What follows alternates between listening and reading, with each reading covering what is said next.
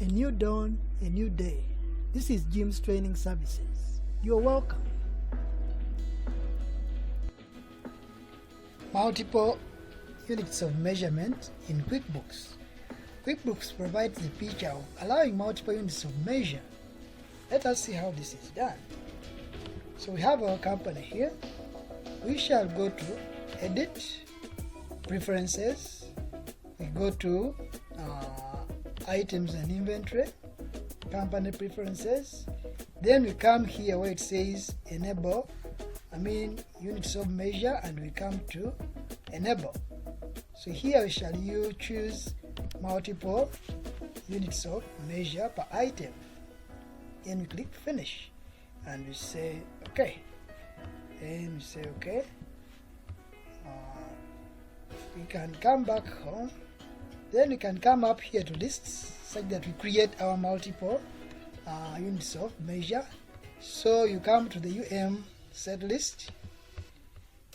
From there, currently you see we don't have any units of measure. So we shall click and we say New. Let's say we're going to have count, and here we're going to have each, and we say Next. And in this each we can have a pair, we can have a dozen, we can even have a box. Maybe a box will have 60 items, for example. Then you go Next. And how do we buy each? We can buy in boxes, then we can sell in each, or we can sell in a dozen. So we go Next, and we can say, we can call this still each. That's what the name we want to give it, and we say Finish. And there you see it shows us our units of measure. We buy in, the base unit is each, we purchase in boxes, and we sell in per item or each. We can go back again and we try another one. Let's say we buy, now we are in weight, we shall say Next. And here we say we buy in grams. Our base unit is grams, and these grams can be a kilogram, for example. Which kilogram has 1,000 grams. We go Next. Here you can say we buy in kilograms, and maybe we sell in grams.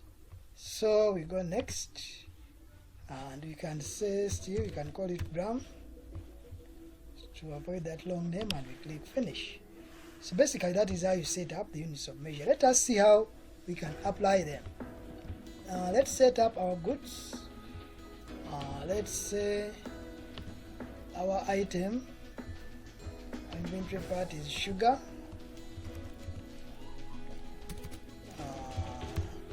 Sugar which we buy in grams, or which we deal in grams, and the cost per gram maybe is 44 shillings.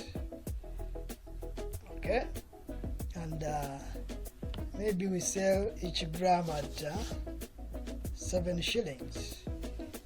Here the income account is sales, and we say okay. Let's have another item where we shall use the each. We say New, inventory part. That item is this. This item is maybe batteries. Then we buy, you can say each, and you buy each at maybe 300, and each is sold for 500. It is still sells. Now let's try to purchase these items, and we see how these units work. We will come out down here to Activities. Then you can enter a bill. Receive these items from our buyer. So we shall say maybe our buyer is Jado, our vendor. So we come down here and we say we want batteries. So the batteries, you see now the same, because you said purchase in box, it shall give us a box, but you can change the units according to what you want. Here you can change the box to each or to a pair. So if it's a pair, it will be 30 pairs. If it's each, there will be 60 batteries. So let's leave it at a box. Let's go to sugar. We buy it in kilos and we sell it by the grams. So here we can sell in grams. So let's say we are going to get 10,000 kilograms. So we can go ahead to save and close this bill. Now you notice we have our items clocked into the system. Let us sell. We enter sales receipt. When we enter our sales receipt, it shall take us to how we sell. We're supposed to be having different sales units or sales prices and sales units. If we go back to our list items or our units of measures list, we shall find that we have our units set for what we are buying for and what we are selling for. Let's just go back a little bit and we see this. You go to our units of measures list. You see that for each, we buy in each, rather we purchase in a box, and we sell in units of, we sell in each. Then here for the sugar, we buy in kilograms and we sell in grams. So let us see how this works now. So when we come to selling, maybe we are selling for cash. We shall come here to the item and we say batteries. You see here that it already says each because you said we sell in each. But still you can change and you say you are selling a pair. So we are selling 4 pairs. Okay. Note to keep track of our inventory. We can go back a little bit, just a moment. We go back to our inventory and we see that we have 60 batteries. We are selling 4 pairs. I want you to keep that in mind. You want to see if they actually do this.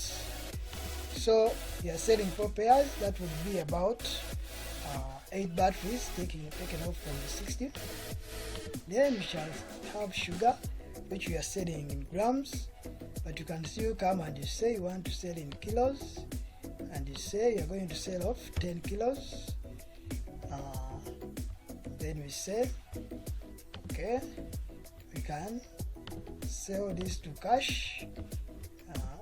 Then we say, maybe we are selling it off 1/6, and we save and close. So if we go back to our items and services, you see that our batteries have reduced the 8 because we sold 4 pairs, that is 8, and our sugar, where we had 10,000 kilograms, and now 9,990 grams remaining, meaning 10 kilograms went off. So that is how we handle multiple units of measure in QuickBooks. See you next time.